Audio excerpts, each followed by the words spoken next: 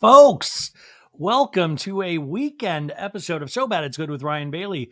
This is your pal Ryan. Listen, I don't know what this is going to be because I want to do a Valley recap, but I also want to talk about Joseph, good old Joseph, going on the Raquel, the artist formerly known as Raquel, Rachel Goes Rogues podcast that was released on Thursday.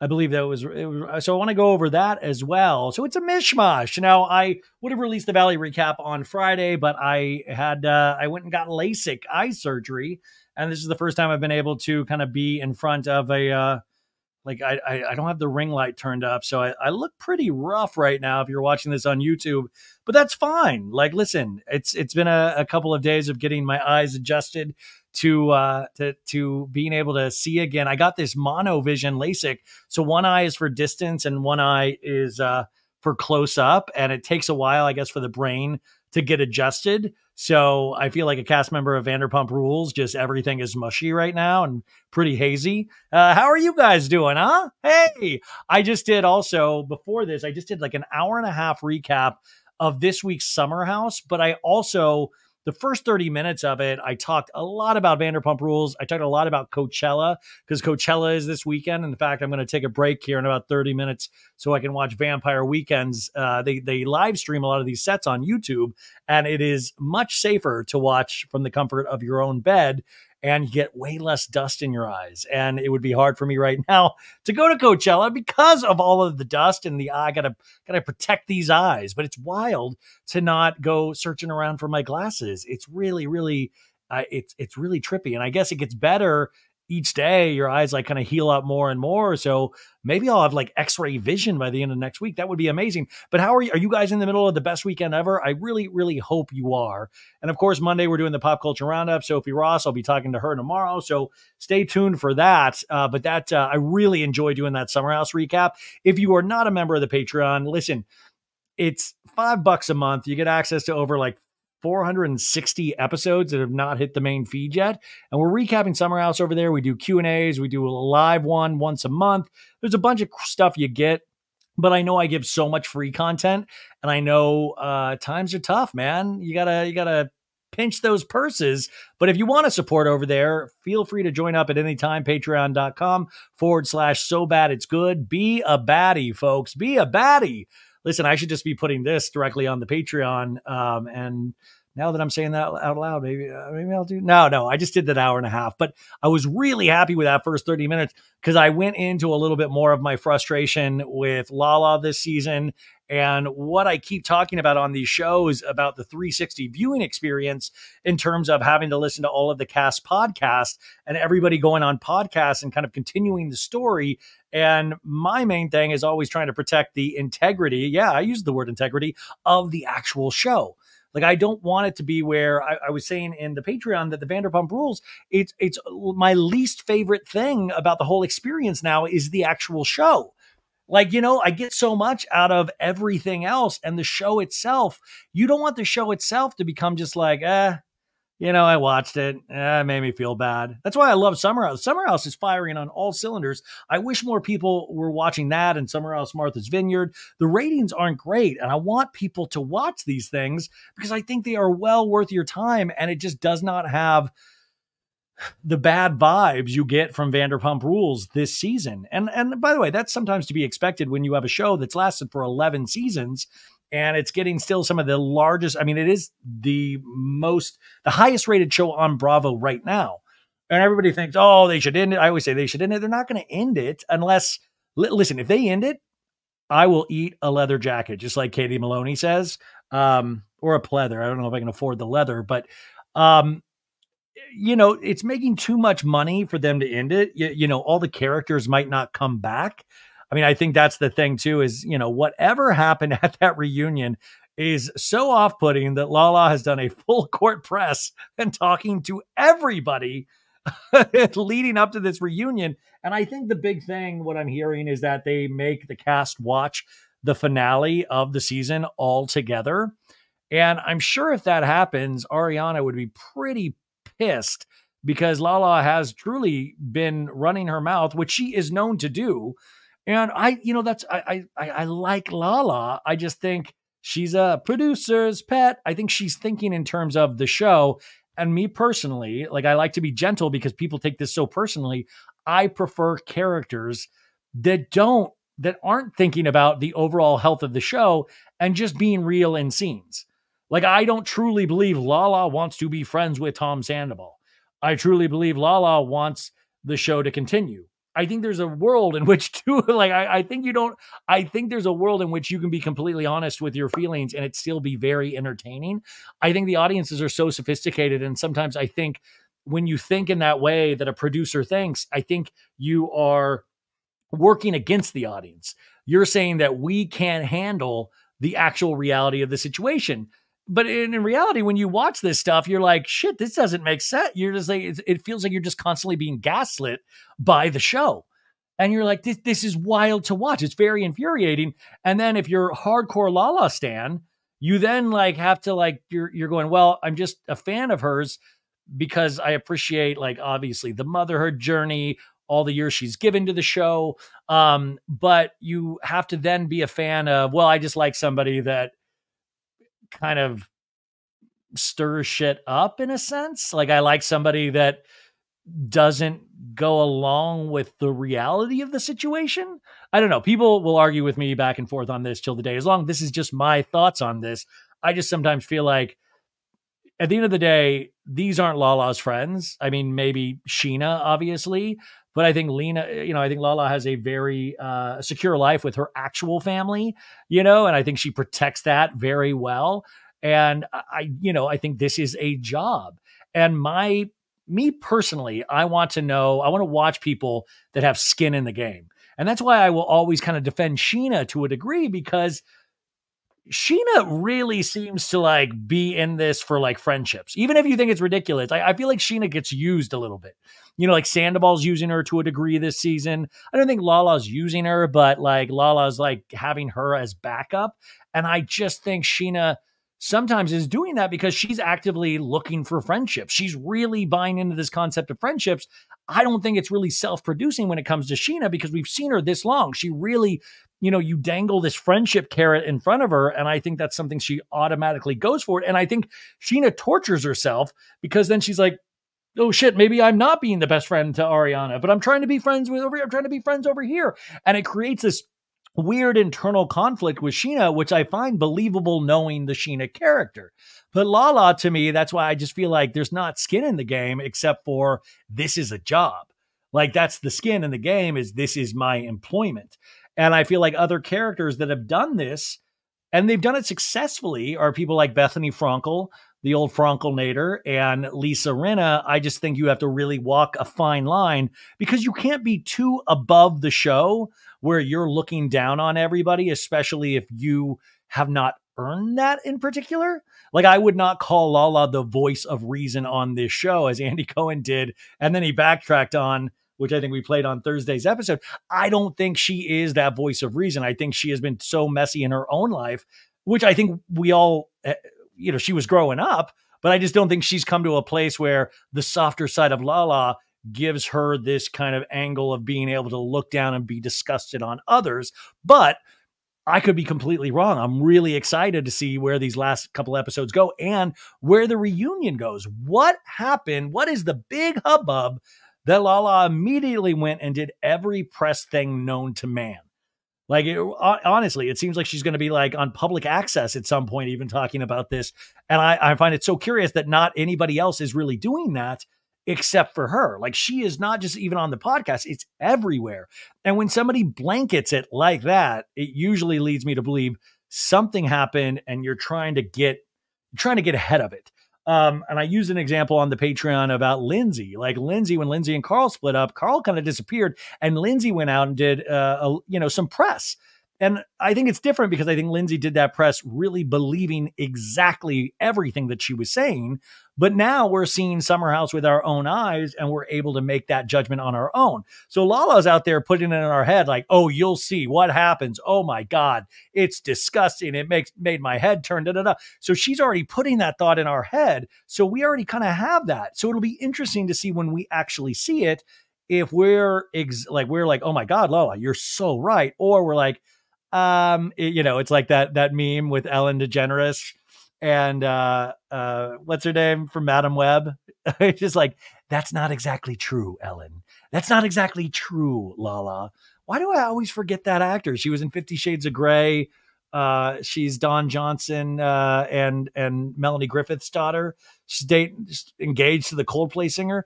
I love it. This podcast is just me trying to figure out what's her name. Anyways, you guys are screaming it out at home. We'll just act like we all know that name. Anyways, anywho, I missed you guys. It's been a couple of days. Can you tell I haven't podcasted for 2 days? I'm just like, let's talk, baby. All right. So Rachel goes rogue. Let's not use her dead name. Let's use her given name. Rachel goes rogue. She has a podcast. I don't know how successful this podcast is. And as always, I've said, I really, I'm here for whatever mental health journey Rachel has gone on. I do think sometimes that's a little funny, not funny. I do think it's interesting then when your mental health journey is literally kind of just reacting to the show that you're seeing, which is an interesting vantage point in a way, but it's like what I talk about, that 360 viewing experience. It's another thing that we have to listen to or read recaps of to kind of give us a fuller picture of the actual story. But I think the further she gets into this, the more you realize you can only change so much in less than a year. And I think those baser instincts come out, is that, she even there's an episode where she's apologizing for encouraging Joe to repost something that Dana and Katie Maloney were dressed poorly at the iHeart Awards. And then we have to hear her feel bad about that. And I think it's so interesting is that usually you give yourself a little time with something, see where you went wrong and kind of like course correct yourself or do that in therapy. But she's like just out there on a podcast saying, and it's like, you don't maybe don't, maybe don't. And I'm curious after this season and when we get further away from Rachel and Raquel's storyline and involvement in Vanderpump Rules, where that show goes from there. But that's not my, I don't need to worry about that. But the other thing too, is that you get that people can only change so much in a year. And I think she really still wants to be a part of all of this. I don't mean Vanderpump Rules. I don't mean she wants to be back on Vanderpump Rules, but I think she wants to be a celebrity, a pseudo celebrity. I think she wants to be somebody that can walk red carpets. And that is an interesting choice, especially when you're working on your mental health, because I think anybody that will tell you that's in the public eye, it's not a great place to grow. It's not a great place to be, but it is still something so attractive that people yearn for it. We see housewives all the time that get not asked back to their respective seasons. Then they spend years and years trying to get back on the show. Even if they were slammed, even if they were ripped to shreds. Jill Zarin was just on Below Deck last week. People tore her to shreds. She still wants back on TV. It doesn't matter. It's very weird. And so when I first knew that she was doing the podcast and she had, she went to a facility for months upon months. I thought, good, man. If she really does this, she has a real chance at living a fulfilling life. It might not be a life of celebrity, but it might be a life where she can really be proud of and make real relationships. Because I think people away from all of this bullshit, and I don't just mean reality shows, but entertainment in general, being a pop culture fan and being in these actual shows are very different. But I think it primes you for a lot of horrible behavior, as we've seen with all of Scandoval. But I kind of was under the impression she did this and it was like, okay, and now I'm going to go live a life. I'm going to go back to school. I'm going to get a real job.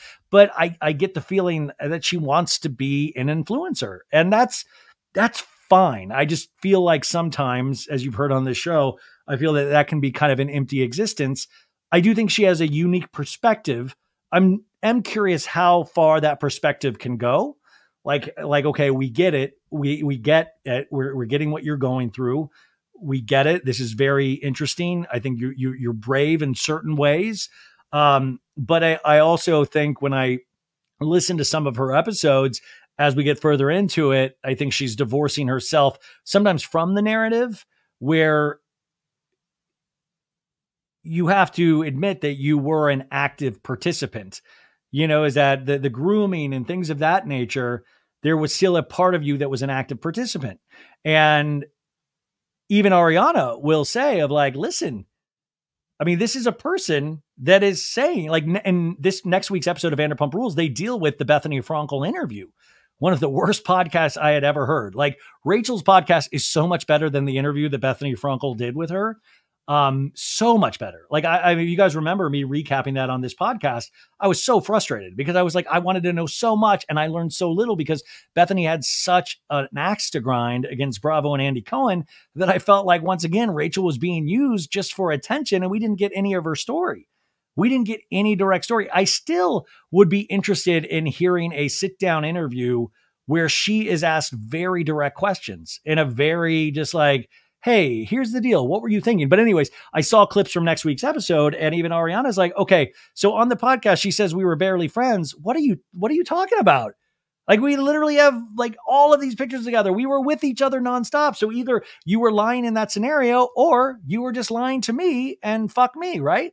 And I think that's the part that I think Rachel still probably needs some work on, is admitting that overall lie and admitting, maybe like Tom Sandoval, is that Tom Sandoval by the end really hated Ariana. You can tell in just how he talks about her now. She can barely wipe her ass, dude. If it wasn't for me, she don't even know how to wipe, dude. It's crazy, dude.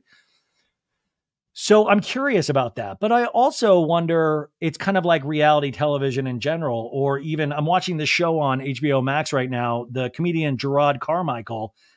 He does a reality show. There's 3 episodes in on Max. It's like the Gerard Carmichael reality show, I think it's called. And it's pretty weird because it really shows like how horrible of a person he can be.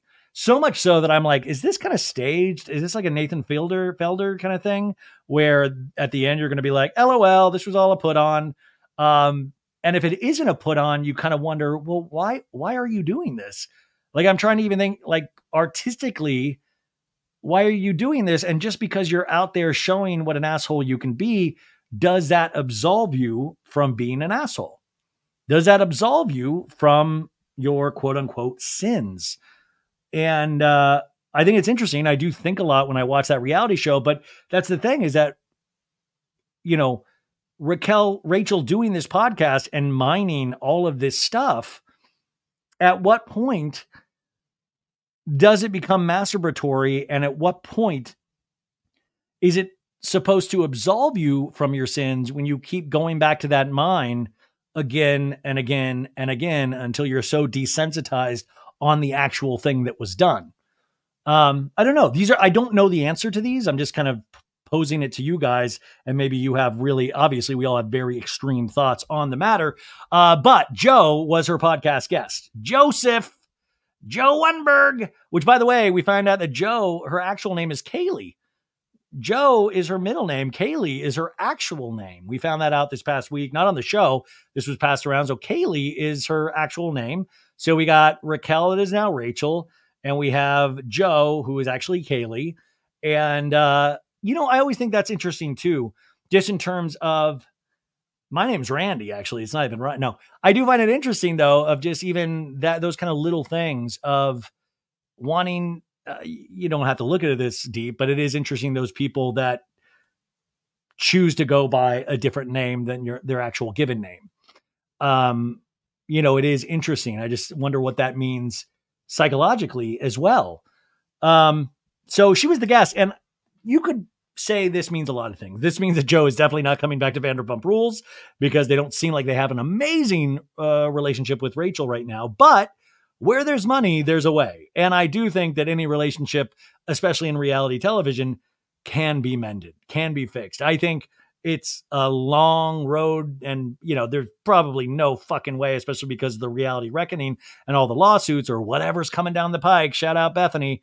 But I still think there could be a way in which Rachel would come on this show. I mean, really, you just never know. Never say never when it comes to money and attention. Never say never. But I thought, okay, if Joe is going on Rachel's podcast, that's like a nail in the coffin right there, right? And obviously Bravo has no control over what Joe does or goes on like their other characters. So I find all of that interesting. But Joe wanted to be here, even in this interview, which is kind of scattered and what you would think it would be. There's some interesting parts to it, but it wasn't.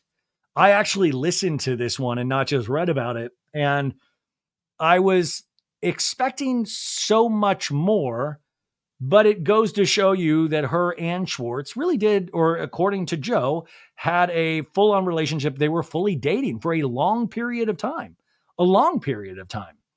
And, she was staying over at his place multiple times. And it just seemed that thing. And that's the thing, is that I do feel bad for Joe. I feel like Schwartz definitely used her in certain ways, but I also think they used each other in ways as well. And I think, like a couple of things with Joe, and we don't really get into it in this interview, is that I think Joe knew completely about Sandoval and Rachel. I just do. I think she's lying about that. And I think Joe, and I know this sounds crazy, you guys, I think there are certain girls and guys that see somebody, they're attracted to them, and they say, I want to be with that person. And I don't care if the entrance is as a friend, but eventually I want to be with that person. I really do. I know that sounds crazy, but there are people like that out there. There are people that gun for people. And I think Schwartz, to a lot of people, is somebody that I hear girlfriends and even guys be like, oh my God, I'd give anything just to sleep with that dude. Even to this day, they think he is just the cat's pajamas no matter what he does. And that's great. And he's like a fun loving guy. Schwartz makes me laugh. I poke fun at Schwartz all the time. He always likes the Instagram post and LOL. And you're just he's charming. He's charming even when you make fun of him.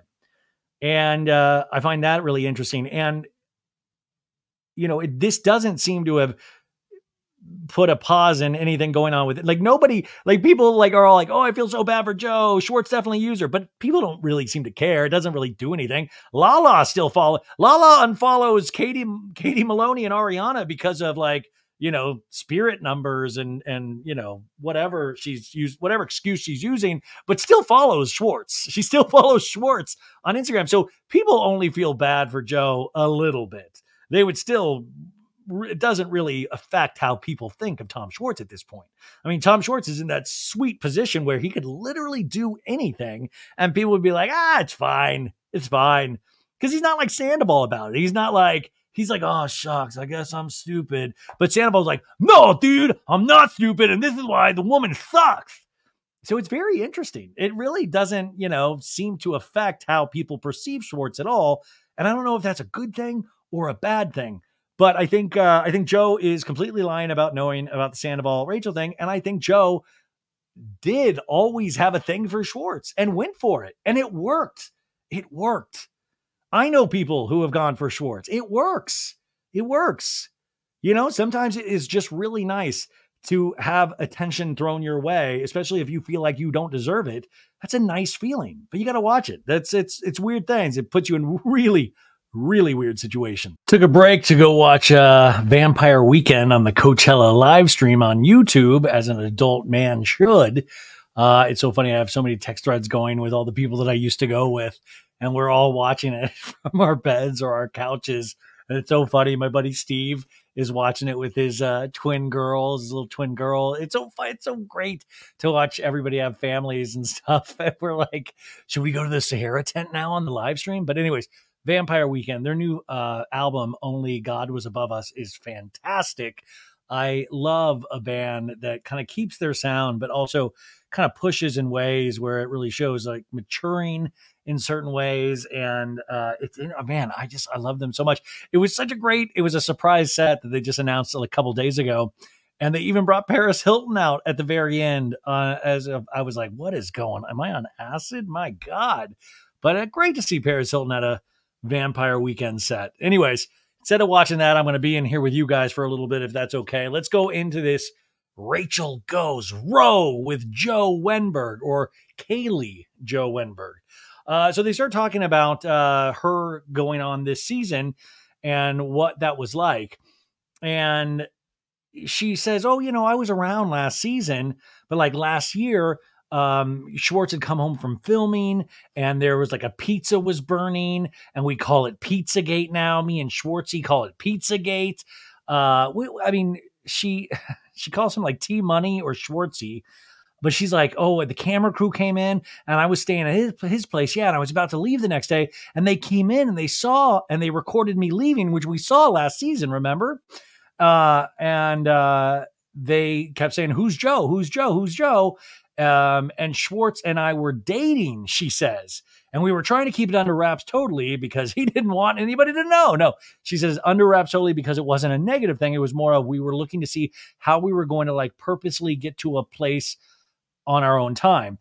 And she says, Schwartz and I, our own time to like talk about our relationship. So yeah, I got into this by being asked before to be on the show. And then finally I said, yeah, I wanted to tell my story. I was sick of being silent and I was sick of everyone else writing my narrative. So I finally said, let's go. Let's do 2 scenes and then 15 episodes to 6 confessionals to the reunion to the finale later. So she became a bigger part of the season than she initially thought she signed up for, I'm gathering from this. But I am curious, a great follow-up question would have been from Rachel is what story did you want to tell? What was your story? What was your story? Because your story is me and Schwartz were dating, but he says you weren't dating. He says, oh, we had a special, special relationship out of the heavens. Oh, so what story, and did you confer with Schwartz on what your story was? Because it seems like you had very conflicting stories. So I don't imagine you were going on there to completely go against what he was saying, right? Or did you guys talk? I mean, so many questions already. She says, do you think that it was like more than you initially thought that you were going to be involved? She says, yes, but the journey was easy for her with production and the crew. What wasn't easy for me was the cast. And she talks about Hotel Ziggy, where the girls were just mean, low key, harassing her for no reason. And Scheana, for some reason, had this huge issue with her wearing the hat. And Rachel's like, what the heck was that all about? And Joe's like, great question. I walked in there excited to be a part of Schwartz, and I had already decided to go together. So we were excited to go and support TJ James Kennedy's DJ gig. And she said she kind of wanted to see what Hotel Ziggy was all about. And she said, Schwartz and I were absolutely fine. We're bantering. We're doing our own thing. And then what made me really upset was you see me starting to plug my ears after about 5 minutes that go by. And I'm thinking, what's going on? And that was right after Scheana had tried to take my hat off. So a little bit of this conversation, you guys, does go all over the place. And sometimes I feel like she doesn't land on the point, or, I feel like sometimes it gets lost in like 30 different thoughts. So I'm like, oh, wait, what the plugging the ears and things like that. But also, I just know Schwartz has done this show for so long, and it doesn't excuse any of the girls' behavior. But like I've always said, I could understand why Katie and Ariana would not be nice to you or want to have anything to do with you because you were in on the Rachel thing. I mean, that's obvious. I wish they wouldn't dance around certain things like that in this conversation, because I feel like that would be an understandable thing. And especially on Ariana, since Joe, was over at their house for Thanksgiving and stuff, I would think it would be a fascinating scene in reality television for Joe to go up to Ariana and talk to her about the situation. And you can tell her to her face that you did not know anything about it. You would lie directly to her face. I mean, those are the scenes that I wish we had. But she talks about Scheana trying to take her hat off and it being a huge boundary violation. And she didn't know how to react to it, because I've never had that ever happen to me before. I've never had somebody walk up to me and be like, listen, all of my hair, friends, and I wear hats at the end of the day, she says. So when we're all done doing hair, we're all done working, we put on a hat. We put our hair up in a ponytail. And she said, I didn't have any idea why that was such an issue. Looking back now and seeing the episode, I felt pretty violated, to be honest. And I felt uncomfortable. And you can see me feeling yeah, we did see that. And it's kind of like, hey, Scheana, nice to meet you. And then you tell me to take off my hat. No one wants to ever have somebody take off an article of clothing that's either like a hat or whatever, I don't know. And then they take it away from me. I mean, what if I had like greasy head of hair? Like, I mean, I'm so grateful that I had braids on, but like I would have been mocked on national television. Yeah, I mean, I was. That was the thing. It was that you were already mocked on television. It wasn't, that if you had greasy hair. So Rachel's like, well, let's talk about it. I still don't know. Is it because Joe says, is it because I'm just a part of Tom Schwartz's life? Is it because I don't know? And then Rachel's like, I think I don't know. And then it's like, my theory, yeah, is that you aren't this cookie cutter influencer type personality that prioritizes the show. And Joe's like, yeah, I have a life outside of the show. So she's saying maybe that's what they're upset about, is that she, or that's what I think they're meaning, is that she is upset, or they're upset that she has a life outside of the show and doesn't go by the Vanderpump agenda. Which, no, I mean, tell yourself that if you want, but I think it was because, first off, Katie doesn't like probably a lot of people that date Schwartz, especially you, because remember, this had been going on for years and Schwartz had lied to her about it initially, lied about it last season of the show. So yeah, you're not going to be welcomed in with open arms, but it was a little extreme, right? And I think we started feeling empathy for Joe in that moment, but it's interesting to go then on this podcast because I feel like a lot of our empathy is kind of swept away because it's like, maybe wait to do Rachel's podcast, because I feel like this kind of put her back into the, I don't know, I hope you got to tell your story. I hope you were satisfied with that. I'm still on the fence. I have empathy for her in some scenes, but in others, I don't really buy.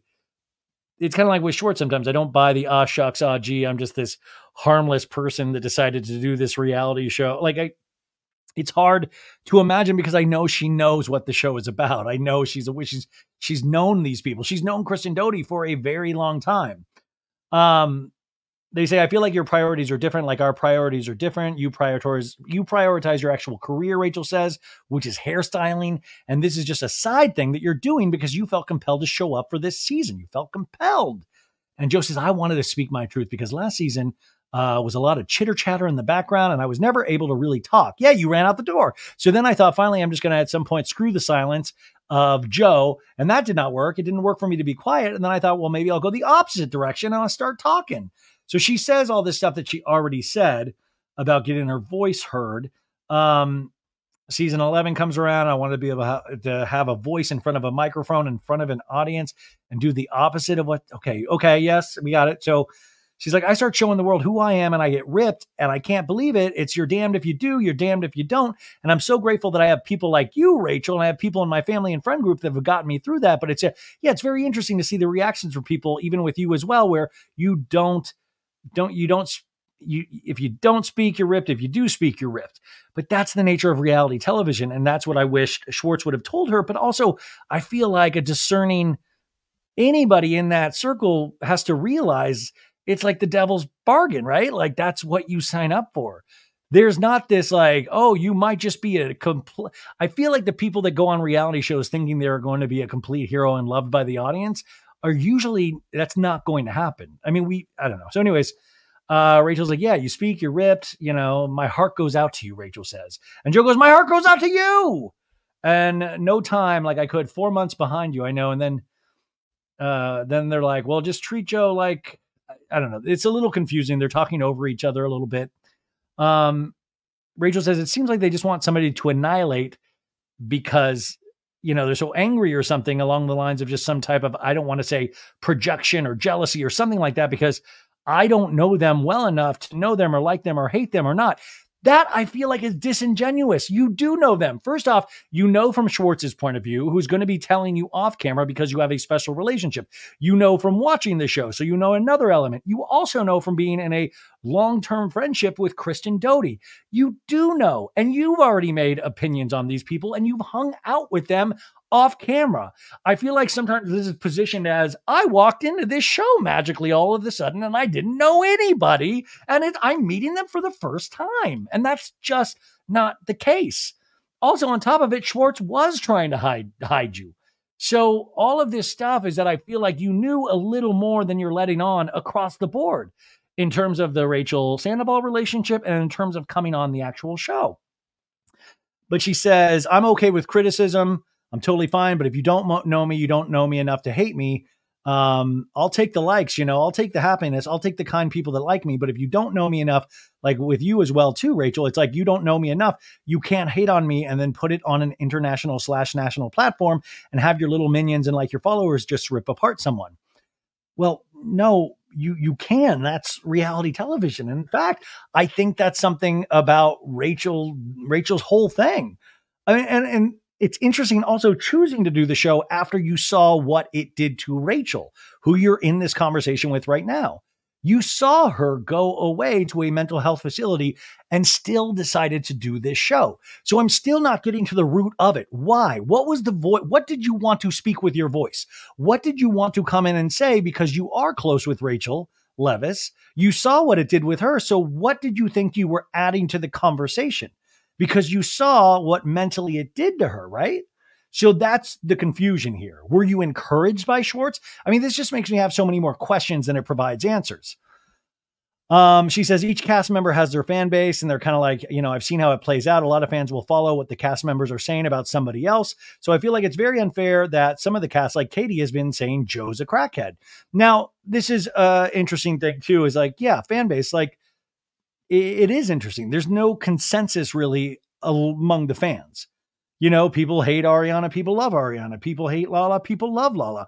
There's no consensus, but I will say, speaking not in defense of Joe, but I will say Joe got it really light. I mean, I don't think people necessarily, Joe won them over, but I know people felt a lot of empathy for her, even though I don't feel like we've gotten her full overall story. So they're talking about using the platform, but also it being insulting to people who have ADHD and neurodiversity, and then to make the assumption on national television and perpetuate that type. And they're talking about she doesn't even actually do any substances. Maybe that's harder stuff because I believe, didn't Schwartz allude to the fact that they've done mushrooms and things like that together and gotten weird? I thought he alluded to that. So I'm sorry if I'm putting that out there incorrectly. So saying it's damaging to somebody very much because now people are asking, Joe says.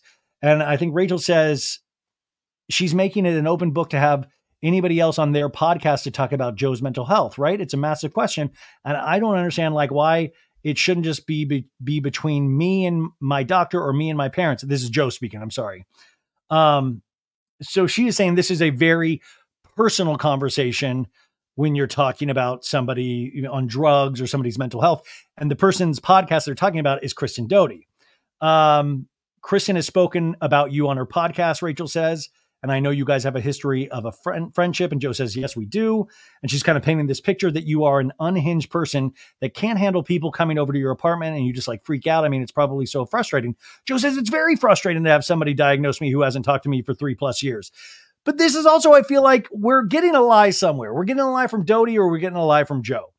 Or there's somewhere a marriage of the two in between somewhere, because Doute's story is also all of a sudden Joe was blocked, Joe blocked Doute, and all of a sudden she's living with Schwartz. All of a sudden it was just contact gone out of nowhere when they would talk multiple times a week.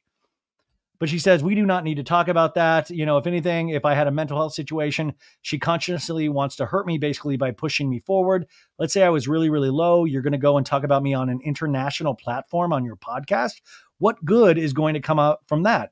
That is something that we have to discuss, because I cannot even in my mind believe that somebody else who is not my friend, not my doctor, not my mom, my dad, who can go on a podcast and talk about, I'm banned from restaurants, the words that came out of her mouth on that podcast. Rachel says you had social anxiety. But here, the thing that's frustrating is that she knows all of this. She's around all of this. She's seen this happen to each one of these characters on Vanderpump Rules. And it's not like all of a sudden that's the thing. When you get sucked into this vacuum of reality television, for better or worse, this shit will be speculated about. People that you don't know, me, will be talking about this. It's gross on me, but that's what we do. And you're aware of that. And so when it works in your favor, it's fun and it's great. And it's fun to receive love. It's fun to get DMs from people saying, oh, I think you're great. But you do have to deal with the flip side of that. Rachel, I feel like, could have been the person that would have warned you greatly about signing up for this show, on Schwartz on top of it.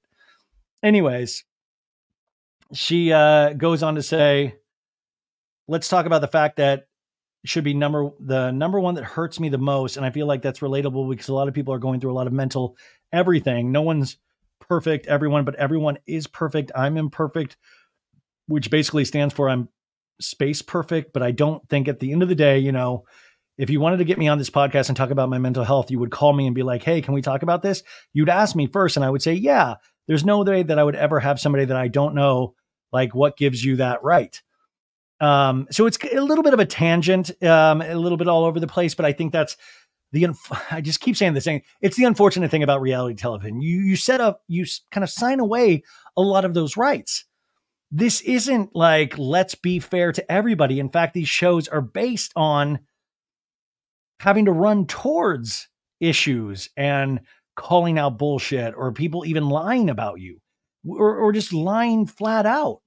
That's what this show, it's not like season 11. We're like, no, this season we're doing it right. We're going to do it the right way. We are going to be completely ethical, period. Anyways, they move on and they talk about going on Billie Lee's podcast, which was so fun for her. Says she felt safe there. And there's been a lot of people that reached out to her about podcasts there would be no way. I have never reached out to Joe, nor would I ever reach out to Joe for this podcast. But I'm glad she's getting offers, and I hope she does everything with the people that she feels the most comfortable with. Anyways, they move on.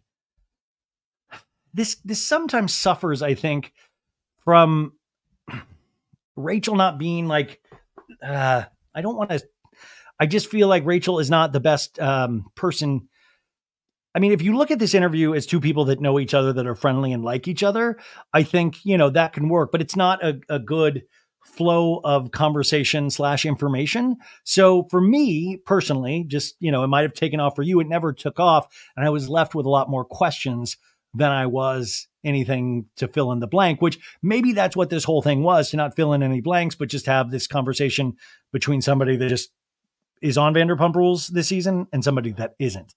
But I feel like there's like this huge missed opportunity of talking about a point in time where they were both at before the scandal hit, where they were hanging out, where they went on that ski trip together, like things like that.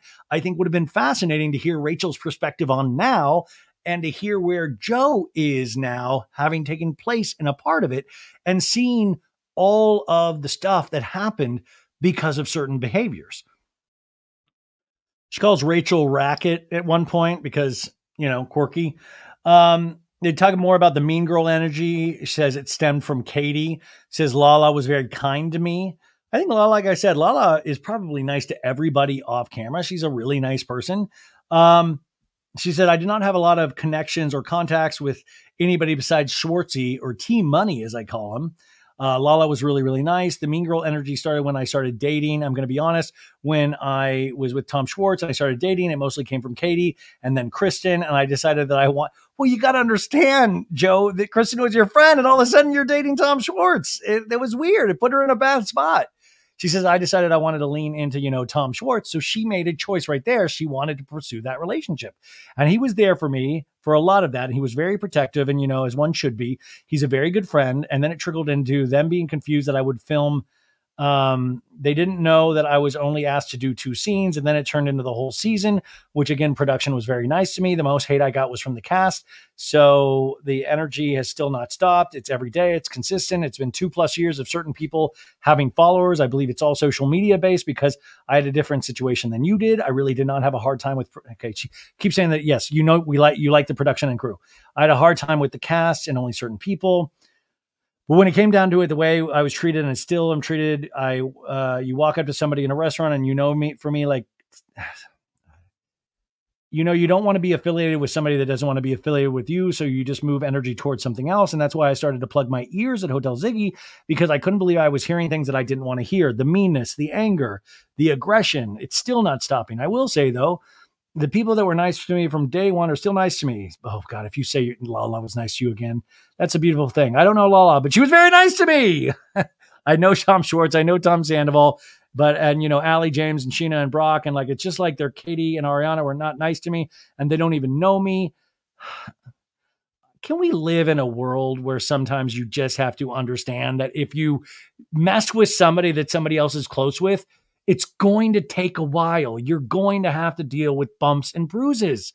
You just are. There is no social contract that says any of those people have to be nice to you. In a perfect world, yes. But it's Vanderpump Rules. That's what I just feel like. It's like She's not an alien that just stopped off a spaceship and is learning humanity for the first time. But she's like, and I think the meanness from Katie was from the fact that she just did not want Schwartz to date anybody.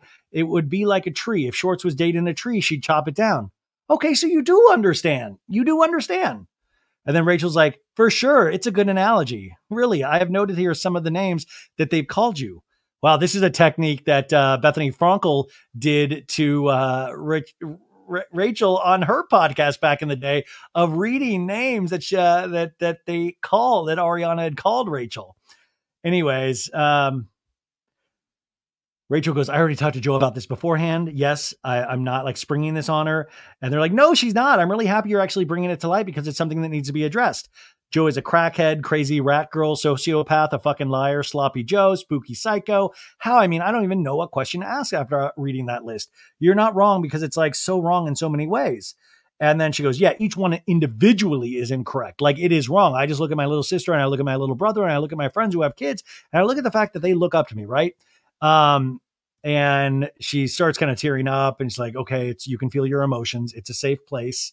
It's a safe place, but at the same time, it's being broadcast. So you can't guarantee a safe place when you realize people that you don't know are going to be listening or watching something. That is not a safe place. A safe place is a safe place. It's something that does not go beyond the confines of who you are talking to. That is a safe place. So I feel like things like in comments like that are disingenuous. That's not a safe place. Like this is not therapy online that's listened to that's like just goes against a lot of what safe spaces are. But also, listen, I've had so many bad things said about myself. It fucking hurts. And I have friends and family that have read shit. It fucking sucks. I get that. Also, you come into contact or you're made aware that society can be a really hard, hurtful, harmful place at times. But I also think you can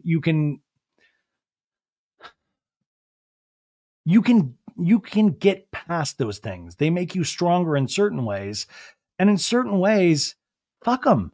Because something tells me you didn't want to be Katie's friend in the first place. Something tells me you would choose not to like Katie. And something also tells me you've said some bad things about Katie yourself, starting with making fun of what she was wearing at the iHeart Awards. So I will say tit for tat, you are participating in a game. And that's why it was weird for you to sign up to do the show in the first place. If these were your feelings, you're almost saying, I want these mean things that were said about me broadcast to an even wider audience. And that's why at the end of the day, if I was Rachel, I really would have in a safe space sort of way, really like honed down on why did you do this? Why? And something tells me a big part of it, it was to try to get Schwartz to love her more, to try to really solidify that relationship, to really go, look at what I did for you. Look at what I did for you. Or I think there's some part of her brain in the deep, dark recesses of it that really, truly had that thought because she really, really did. Or what I think she thinks she really loved this man and that they were forever after. But she says production didn't do this to me. I signed up for my own actions, which, by the way, if you're a lawyer, this whole paragraph right here, we're going to need this in the future. Joe can't sign up for Reality Reckoning. She says, I signed up for my own actions. Production didn't do this to me. I signed up for exactly what I did, but I didn't sign up for other people's actions, but I signed up for what I did. The crew didn't do this to me. It's the people on the cast that really hurt me. And I can't believe that I'm 35 going through this. That's really messed up that I'm 35 going through this. It's messed up. Also, you're 35 and chose to go through this. I sometimes feel in safe spaces, we say things that like really alleviate our own personal blame in any situation. And I don't know. You guys will tell me if I'm totally off base.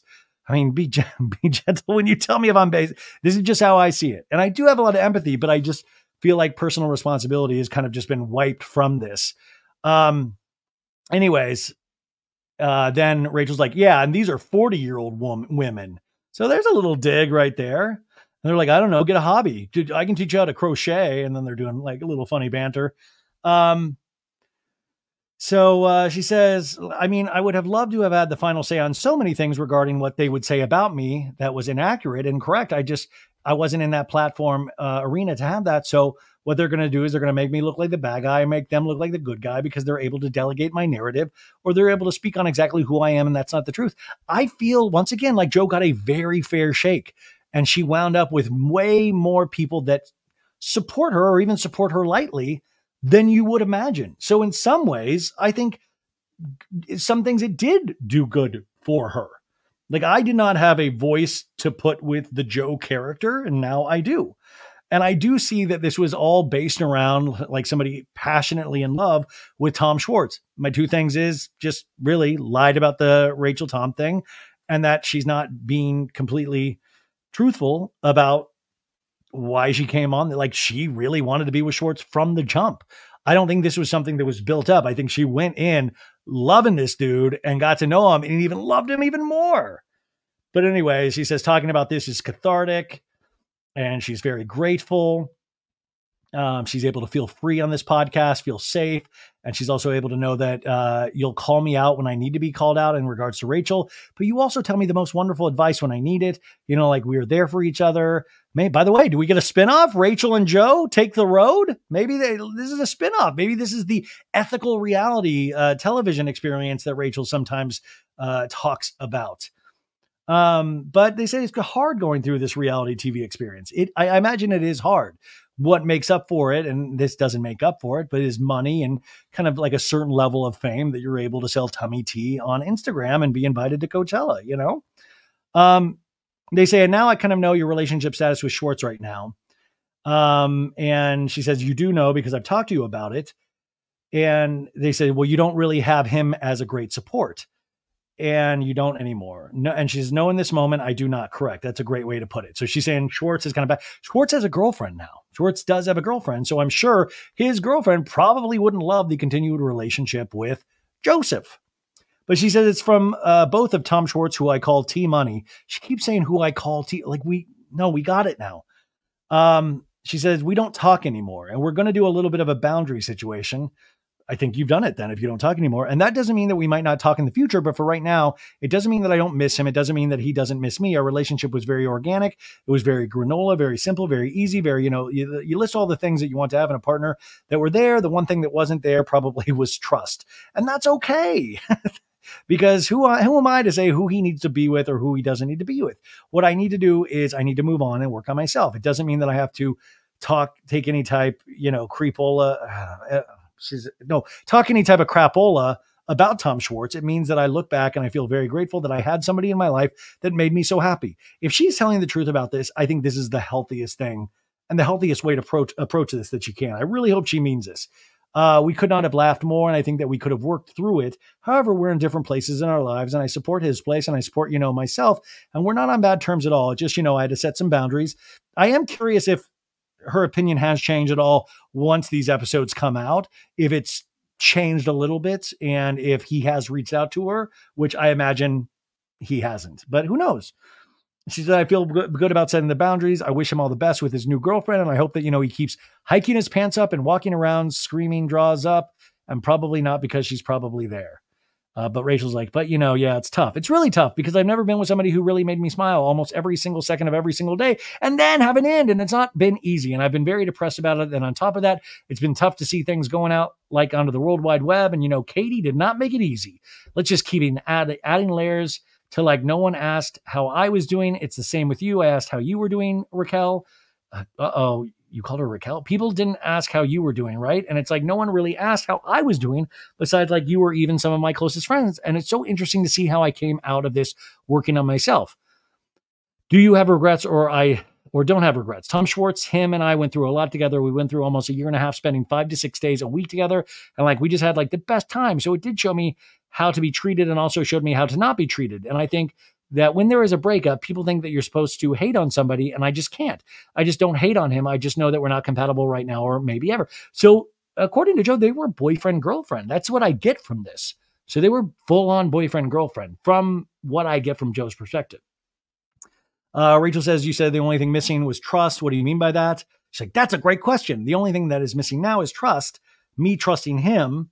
And Rachel says, from my perspective, it's like he didn't want to commit to you. Ding, ding, ding. And Joe's like, you're not wrong. It's like he wanted to have his cake and eat it too. And he wanted to keep you as like his secret side piece. And Joe says, almost.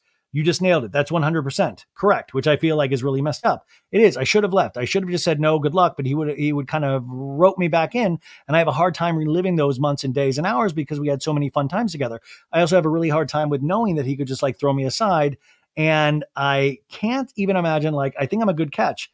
And Rachel's like, you are, and she's like, thank you. And at some point, and I don't even know, I was not aware of when he stopped loving me, so I probably was the last to know, to be honest. I think I think the way Joe looks at this is not the way Schwartz actually felt. So I feel like the narrative in her head is not the full narrative, but we'll never get the actual narrative out of Schwartz. So she says, I think the thing that is frustrating is just seeing how he's, acting one way towards you off camera, Rachel says. And then once the cameras are up and running, he's like a completely different person with a different attitude about the whole situation, big time. I mean, the whole time we were dating, you saw this, we were so happy. We were in love. We would tell each other we loved each other. And so really she's saying like, Rachel, you saw this when we were dating, we were so happy in love, but Joe was not saying the truth about Joe. Schwartz was not saying the truth about Joe last season. So it seems like even Rachel was keeping the secret that they were dating at a point. But she said they were in their own bubble and we liked it that way. And the cameras would come up and it was like, I didn't even exist. And it was tough. It was mind-blowingly tough getting like those, we'd film again and they would make up these things and say like we were both dating other people and I wasn't dating anybody else. I guess maybe that was his way of saying that he was dating somebody else. I was the last to know. And honestly, everything, all I was doing, I was just being myself. And she says, I noticed you still use nicknames for him. I do use nicknames. I feel like you're still kind of grieving. And she's like, I am 100% still grieving. I miss him a lot. I also know that he's moved on. So we've hit this again. She's like, it's going to take me a very long time to get me to a place of happiness again with anybody. So again, Aaron Rodgers. Ha ha. Yes, Joe. Aaron Rodgers would be perfect for you. Oh my gosh. But she said she got mentally fucked up. I've never said that before. I haven't been able to kind of get out of bed unless I've been doing hair and stuff. So it is interesting. The deeper we get into this, the more it comes out of like how floored she is and how this has been. And I don't even know if it really was the audience's reaction or the fact that her and Schwartz don't talk. So two separate things are happening here. Her and Schwartz really don't have a relationship anymore, plus the audience reaction on top of that. So that's an interesting kind of perspective that I'm sure we will see at the reunion. And I'm sure, of like Schwartz doesn't talk to Joe any longer. But she says, yeah, you get used to somebody. So it's like a death. Rachel says you deserve somebody who's mature and that wants commitment. Can you walk me through how you met Schwartz? We met at a function with the Vanderpump Rules crew. I ran into him multiple times and we'd always like high five each other. It was like we were brother and sister. Oh, kind of like Jackson, Kristen Doty. And at one point I needed a place to stay. So I landed at Schwartz's. He's like, yeah, for sure. For sure. There's two. See, this is the part. If you listen to Kristen Doty's story, it directly conflicts. So they're like, oh, he just said you could stay at extra bed and extra guest room. And he's like, yeah, that's basically what he was saying. And what was your dynamic with Katie at this time? I don't think there ever was a dynamic. I was never friends with her or super close. I remember texting her, which we read that text message after the divorce supporting her. And they're like, yeah, the text message she just keeps talking about. And I had no idea that was a thing. I mean, I just thought that I was like, we were in a group of people and I was like, okay, cool. I'll just say she's making it sound like you were like reaching out as a close friend. And then it was only like a week or two later that you started hanging out with. So, but I will say, I've never been a periphery friend of somebody and then said, hey, bud, sorry about your divorce. It's Bailey. Like, I've never done that. I've never done that. So either Joe is fibbing a little bit or Joe really does weirdly kind of ignore boundaries that normal people would have. I don't know, which might kind of even fill into the Schwartz relationship a little bit. So anyways, if anybody out there can understand, it's easier to save money. So I wanted to save money. That was my priority. So staying with Schwartz. It seems like you were close and then you texted her a week later. You guys like moved into Schwartz's apartment and you guys were hooking up immediately. And that's not the case. Correct. Why does she have so much hatred for you? She says, I feel like this is a little obvious why, but also I feel like Katie at this point is kind of, like whatever at this point. But I'm sure at first, remember, this was like a year and a half ago, it was hard. And also Katie was being fucked around right and left because also Katie thought she was hooking up with you, Rachel. Like that was also thrown on her as well. So it was like She was getting hit every which way. And I'm sorry, when you go through a divorce, you will understand it's fucking hard. Those things are brutal for both parties involved when the other person starts dating. Anyways, said it wasn't the next week that they started hooking up. I was living at my house at the time because she does have a house. It's just not near where supposedly she cuts hair. It was months later that I needed a place to stay, and Schwartz had an extra bedroom. Dodie went on record saying she could have stayed with her. He had already moved out. It was months later. He was like, yeah, no stay. And I don't really understand why this is such a big deal, because it was just nice to have a space to stay in between my house and my apartment. It just so happened that we got feelings, but it wasn't until later and we never hooked up. Oh my gosh. I have so much more I want to say on this, and I should, because nobody's given me certain respect. So I should just like air it all out. But do you think Katie has, was it just you, or is it like Schwartz and anything that's dating Schwartz? This is a little confusing in the transcription here. I will say this. I think subconsciously Katie was a little bit intimidated by the relationship that Schwartz and I had, because it was real. Everyone saw it. Like, Schwartzy and I had such a great bond. You've seen Schwartzy and I together. Yeah, by the way, I don't know if that's true or not, but I could imagine if I was in that situation being intimidated by somebody that had a close relationship with my ex-husband. I could completely imagine that. Yeah, I think that's probably right. You bring out, like, I could just tell you're so authentically you with him, Rachel says, and he's so authentically himself with you. And it's heartbreaking to see that, like, because you guys are compatible. It just seems like he's not quite in the headspace to be able to commit to somebody. Rachel, I feel like you're lying to your friend here in a sense. I feel like, yeah, but I also feel like Schwartz could be with anybody in that sense. He could kind of like he could be like that with a lot of people. And I hope the narrative doesn't switch to, oh my God, but the world couldn't let us be together. No, Schwartz wanted to be with a lot of people. Like, that is more, like, he didn't see it. I don't know. It's, anyways, he kept me secret for a long time. That was weird, but I didn't really know how to handle that. We would go to bars, we would hold hands, we would make out in the corner, and then we would like go on a date. And then all of a sudden he would tell the press that we weren't together right over a year. And we're seeing this play out on the show this season. And you guys hang out so much. I've seen you guys hang out so much, Rachel says. And then he's like, oh, Joe, no, we're not together. But in the same breath, he'll say something like, I want to like maybe marry her. It's so confusing. Yeah, it is confusing. But then it also makes sense because he is so wrapped up in the perception of what he looks like. I feel like he could afford to be more wrapped up in their perception, but I can see where this would be true. Maybe his mindset is influenced by Katie because Katie just has it out for you. You keep saying Katie has it out for you. Katie just doesn't like you. Katie's not like putting a hit on you. But he says, also, I feel like it's interesting to keep, potentially being angry at Katie. It's like, well, maybe be angry at Schwartz. Like, he's the person that put you in this situation. And I would bet dollars to donuts that he has not told you a lot of information that him and Katie have shared about the situation, where he has potentially misled Katie or just flat out lied to Katie, She's like, I will take care of it on my own time with meditation and yoga and all the things. But that one really bothered me. I will say this. I wish he would have, no, I wish nothing. I think he did everything the right way. Huh? And Tom Schwartz and myself are in a good place. We're not speaking, but I wish him the best. So we keep saying the things over and over again, Then she starts talking about the narrative of the show again. And she says, I'll tell you this, the producers on the show were the ones that really helped me open up and be like, you need to speak about this. And I wouldn't have done it if it wasn't for that. I would have kept my mouth shut. Imagine if she hadn't. Imagine where their relationship would be if she hadn't. And she's like, and which way? Hey, Joe, we're seeing a different side of this and the other. How about you kind of open up and like speak a little bit more about it? The producer said. And it took me a minute, but they were really pushing to be kind to me because they saw before I did. She's talking about the Schwartz relationship, how it really was. And they decided to be like, we're sick of this. We're sick of the Schwartz. I think in their mind, they were sick of the Schwartz behavior. And they were like, let's actually show someone who's really blindsided. So it's interesting having this conversation with Rachel, who's had a totally different perspective on her experience on Vanderpump Rules.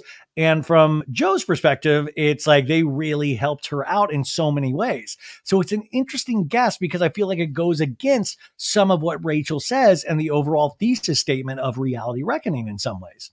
She says the producers and the people in the crew were like, you have a safe space and another safe space that's going to be broadcast to everybody. And my confessionals and in my interviews, I was so grateful that they helped me through that.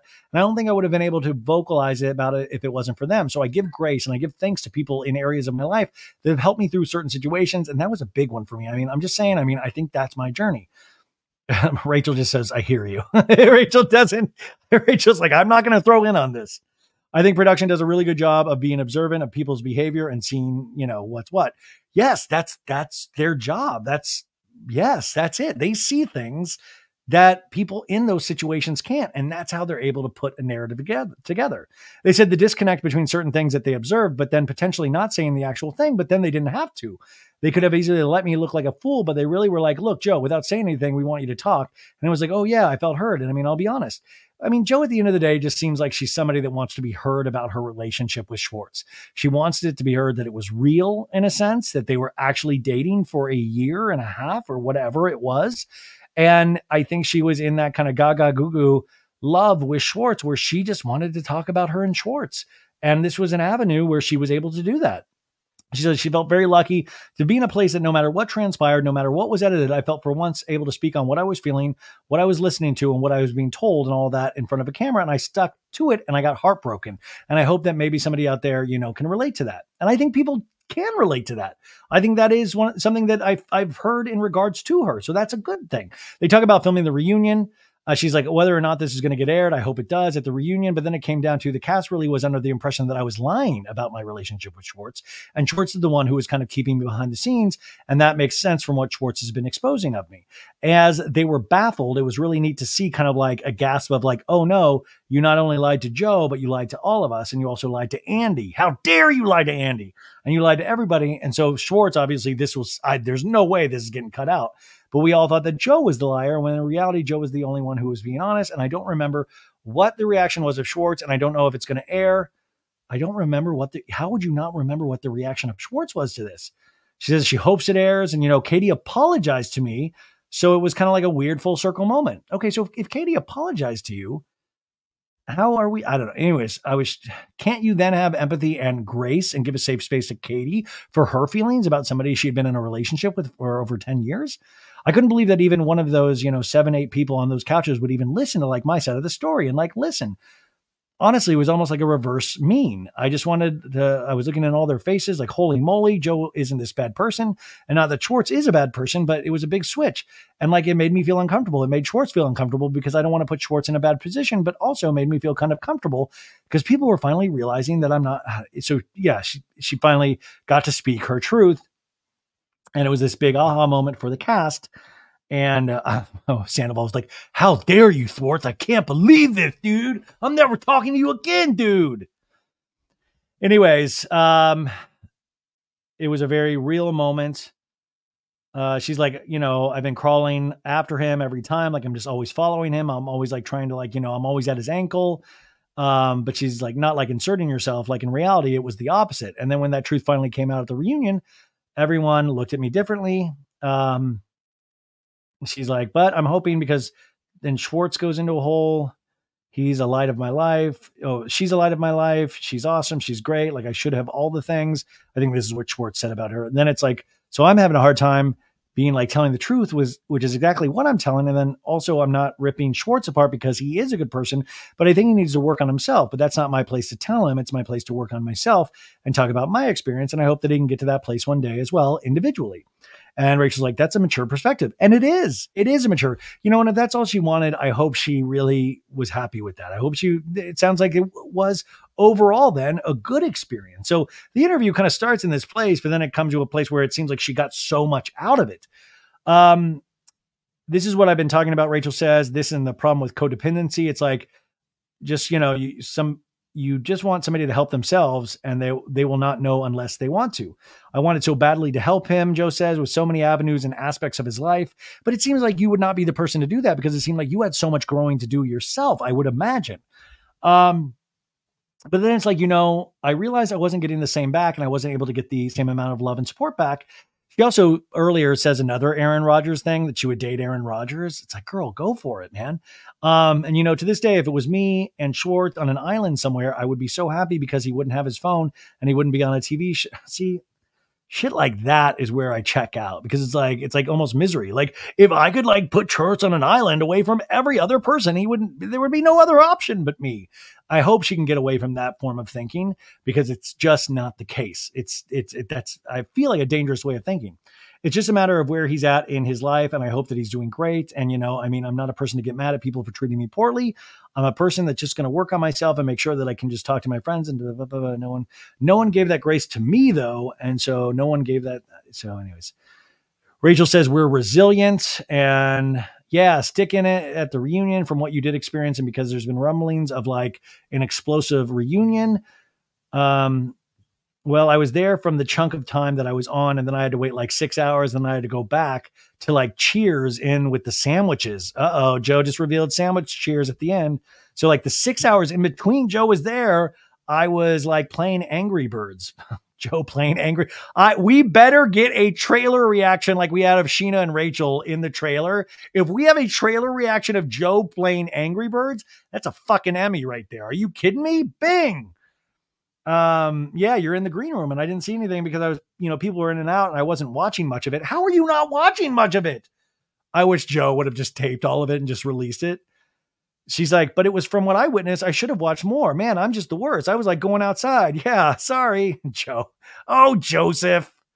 Raquel's like, well, from what you saw, what was the dynamic between Lala, Sheena, and Ariana? Oh, Rachel, let it be a surprise. Oh, why do you want to know the dirt? This isn't about Joe. Joe says, Ariana said nothing to me. Katie wouldn't, whatever. Didn't Katie apologize to you, you said?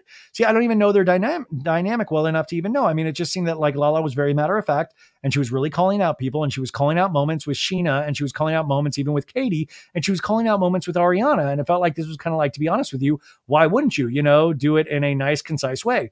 There wasn't any, again, when I was out there, it was more of like, let's talk about Joe. And so I was just like, oh crap, I didn't really get to see much of their dynamic because I decided that I wasn't going to really watch. Joe, you had one job. You had one job, Joseph. Then Rachel goes behind the scene because, I'm assuming that I was a topic of conversation, Rachel says. And Joe's like, you were a massive topic of conversation, girl. I wanted to drag out a chair at one point and like put your little face on it and put like Rachel next. So did you watch or didn't you, Joe? Now it seems like you did watch. She's like, I couldn't tell anybody because Sheena was on my left and Schwartzy was on my right. And I was like, in my mind, I was thinking, go Schwartz. I was like, we should bring out like a blanket, just like an empty chair and put it like Rachel's face on it. And then like, okay. Anyways, they said, it's wild. It's wild. I mean, it's not even on the reunion on the show. I mean, it's just on the internet. I mean, it's like, you just can't catch a break. You just can't catch a break. Even if you want to eliminate yourself completely from everything, you're still getting torn into this and dragged into this. And I really applaud you for taking your platform and making it into a positive thing, because being here right now is really cathartic and positive for me. And I'm just so proud of you. So that's a nice friend moment that I hope this is. And obviously this is cathartic, hopefully for Rachel. And I hope that's really what it is. And they're like, good. Unfortunately, you're going to be the topic of conversation for a couple more months. 15 months of shame. It's like, you're not even on the show anymore. It's like, yeah, okay. So you're not close with Katie. You're not talking to Schwartz, you and Tom Sandoval. And then Joe's like, I still really care about him. We do pool parties at his place. No, she says, we'll text here and there, but I don't have anything against him besides the, and then Rachel's like, besides, the video, the video of Rachel fiddling with herself. Yeah. I mean, isn't that wild? Joe's like, yeah, that's anyways, obviously Sheena just wants to take off your hat all the time, so we're not friends with her. I don't know how you did this. I mean, I was it was like a conundrum for my brain. She's talking to Rachel. I was like confused the whole time. Listen, I don't know. What about Allie? She asks, because you guys had a moment where you got drinks and she was asking about your relationship with Schwartz. And Allie, I think I really can see Tom Schwartz being somebody very similar to like my dad, because, for me personally, I have a great dad and every girl wants to have a person in their life as a partner that's similar to their father. So she didn't really answer the Allie thing. What was anyways, and then this gets a little dicey for me. I'm trying to piece this together. There are 5 women don't even know me as well. So it was nice that Allie had dinner or drinks with me. So say, oh, nice. And did a reading, but for somebody to relay that information to 5 people around a table at Hotel Ziggy. So she's saying Allie then revealed all that information to those ladies, because I'm in the corner plugging my ears, hearing that. So at the point, I didn't take it to heart because I didn't know those people well enough to care about what they said, but you did care about what they said. That's not true. You did. I really do think that Allie kind of was like, she just kind of said it. I didn't have a problem with her. What I had a problem with afterwards, when Katie was talking about making me uncomfortable, I mean, I already was uncomfortable. And I think we should all date somebody like our dads. Like our dads are like lovely humans. And yeah, what's wrong with that? Okay. And it's wrong with that. I felt like Allie was a little bit catty. Rachel says it seemed like she kind of knew. Well, also, this is interesting too, because Allie dates Rachel's ex. It is interesting. Like you can't, it's one of those things. It's hard to comment on these things when you're in it. It's like Rachel is always going to have this unconscious bias against Allie because DJ James Kennedy, which is what we're talking about with the situation to Katie. Katie would always have a problem with fucking Joseph just by default, just like Rachel seems to have a little issue with Allie by default. And then it says, here's where I have a problem with this. Talk is talk. Talk is talk. Okay, so there might have been a moment or a motive of subconsciously or consciously. I don't think she consciously tried to hurt me in that moment. I don't know, but I think that moments like that don't bother me as much as moments where people kind of like target you for being a certain way. My dad wasn't happy about it, but we all, which was really wild. So her dad really is a huge part of her life, which then makes that line even more clear when at the end of last week's episode, she's like, I need to go call my dad. I was very uncomfortable. And the girls, so she keeps talking about the Hotel Ziggy thing. I'm going to say Katie. I mean, my goodness, rat girl. I'm so glad that they're talking about Katie calling her a rat girl. Like, not that I care, but I do care. I care deeply about how somebody sees who I am. It is interesting how she vacillates back and forth, which I think we all do in life a little bit. Like, I don't care, but I do care. I've just never been able to express this before until right now. Look, even if you don't know the people that talk about you, I wouldn't see it, that they didn't have 1 million followers, to be honest. So I guess it's just a matter of like, what you're doing, Raquel, as you're using your platform for positivity. Is this for positivity? That's, I guess, the thing. Like, is it? Because I feel like as the show goes on, I don't know, it's necessarily positivity. Almost feels just like arguing somebody's case. It's not, I don't know. I don't get a huge, overwhelming sense of positivity. It feels almost not like revenge necessarily. I don't know. I got to think about this a little bit more. Anyways, I think the girls are now trying to say that you had a panic attack and that's why you left, which I don't think is accurate. And she's like, it is inaccurate. I had a conversation with Schwartz on the way to Hotel Ziggy. I believe it was my mom and there were some family matters that had gone on and I told Schwartz not to say anything and he didn't. And so I had really shown up very scared, distraught. And I was hoping that everyone could get along, which I think everybody should, unless you have a reason to not. You had a reason to not. That's what I think. It's really weird to go into this situation. No, like you didn't, there's no way that and if Schwartz said, yeah, I sure we'll all get along, then that's not the show. Like, hey, we're doing something different tonight on this show. We're all going to get along. No. And if you had something going on with your parents, I hope in future, if you do film again with Vanderpump Rules, which I don't think you will, but if you do, pull yourself out on nights like that, anyways, so it was like two things at once, hearing this stuff and also dealing with something in her mom.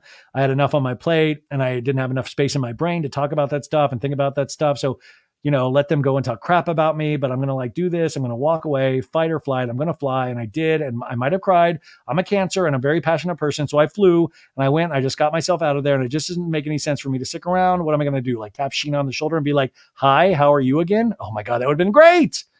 Can you stop talking bad about me? No, with those girls, they will gang up on you. I want to get the heck out of you. It doesn't make sense for God, imagine if Stassi had been there. Oh my goodness. So I wanted to call my mom and get, so it was nice that Schwartz was very protective of me at the time, but I was like pretty obvious that they don't give anybody the benefit, which is so interesting because then Joe did leave and Joe went to Schwartz's place and then Schwartz met up with her later that night at his own place. And that was the night that Tori told Schwartz and they were all flirty after that, which I'm sure she didn't know in the moment. She says Brock was really kind to me. He was so kind. He came in. Jeremiah, the producer, gave me a hug. It was really nice. Yeah, so that's great. Brock was nice to her. In the episode that we saw this week, we see you with a group of friends to go to the singles party, and they're talking about doing Schwartz's hair with the colored wristbands.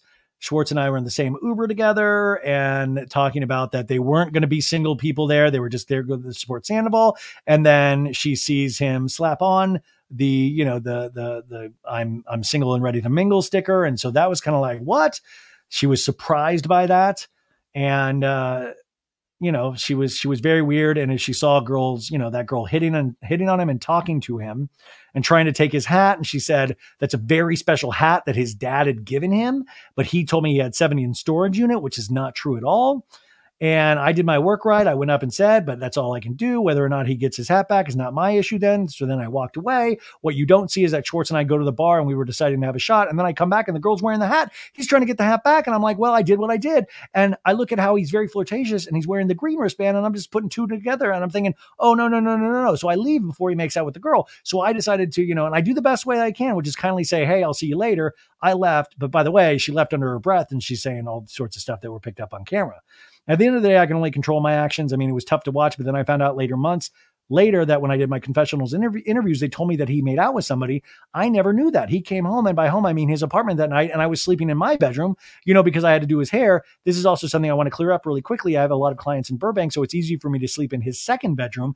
But at that time, we were dating. So they were dating the night of the singles party. Like, what? At the time we were dating. So whenever I want to sleep, I'll go to the second bedroom. It wasn't a big deal. But I went home and he came on and I was like, did you have a good night? And he was like, yeah. And I was like, did you, kiss anybody? Did you lock lips? Why would you ask if you locked lip if you were currently dating him? And he's like, no, nothing. And I'd already taken out the dogs to walk and I was locking up the apartment. I was able to just finally shower and go to bed. And he comes in and he comes in and he's just wasted. And I'm like, okay. And then I don't find out until later. It's like the 14th.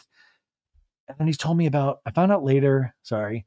I don't care if he's meant to be or not meant to be. I think he just likes to make out with people and get really drunk. Yeah, I think he does. I think he also says he's a makeout slut. But anyways, so she didn't know that he made out that night was the whole point of that. Anyways, he came home that night and he told me that he didn't make out with anybody. So the production told me over him. He knew also that you were going to find out eventually, but he didn't have enough integrity to tell you himself, Rachel says. There it is. I'm not trying to make somebody out to be a bad person or anything. I don't think she wants to make him out to be a bad person, but I think she wants us to think he's a bad person. That's how it's like, oh, I'm not going to say it, but you can draw whatever conclusions. But girl, just come out and say it then. Say what you want us to feel for you. I will say this, the fact that production, it'd be not had to, but I mean, I remember looking at Natalie and she was like, Natalie's one of the producers. Just want to let you know, I'm not really supposed to tell you this, but Schwartz did make out with somebody that night. And I was like, oh, what? Geez. Okay. So Natalie told, wow, that's interesting. I wanted to talk about this for a second. Tell me, because you've called it a few times, struggling, trying to get over Schwartz.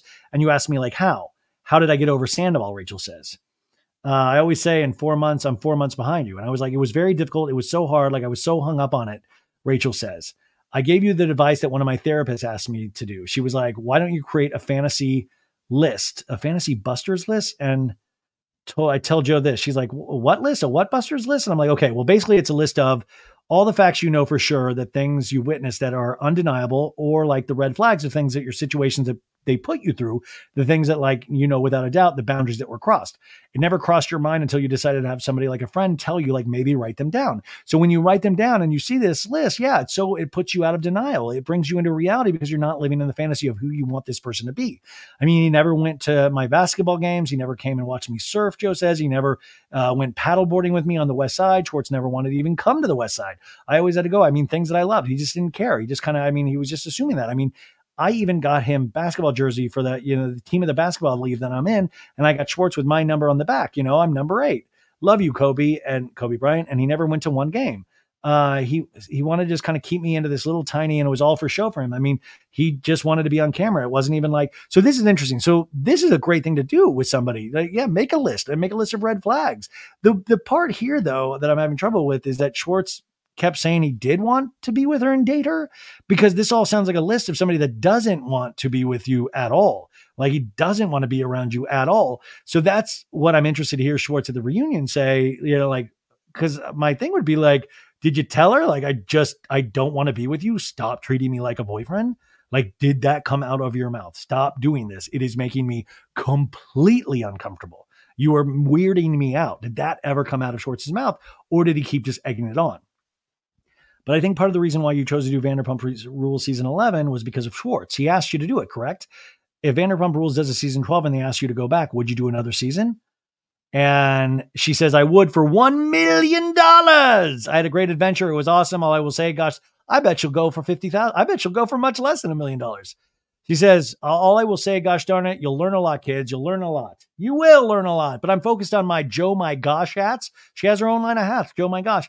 And I'm focused on my hair business, and I'm focused on learning how to bleach hair properly. And I'm focused on my friendships and my family. So it's great. Also, you'll learn a lot, kids. It sounds like she's recommending reality shows. So that's good news. Amazing. Do you want people to follow you? You can follow her at Joe My Gosh, at Joe My Gosh on Instagram. That's all I have. Do you think there's going to be another season? And they say, yeah, I think so. I think so too, Rachel says. Do I think maybe they'll have one more season because the ratings are good? Yeah, well, thanks to you. You're welcome. Anyway, so that's the end of it. I feel like there's a lot of golden opportunities missed for questions. We didn't even touch, which is so telling, touch the relationship that, of all four of them hanging out before Scandal broke, which I think, man, you got the two people involved and you don't even touch on it. What a loss. It's almost like they don't want to talk about it. If you're going to talk about the tough things, talk about all of them. So hopefully Joe will be a guest again on the Rachel Goes Rogue podcast. But that is my summation of this. I hope you enjoyed it. I'll do the Valley episode as a separate episode, you guys. But listen, hey, it's Saturday. This is a little surprise episode. I hope you enjoy this. And go check out the Coachella live stream on YouTube. It's a lot of fun. Yeah. Okay. Rachel Goes Rogue. Ryan Goes Rogue. Peace out.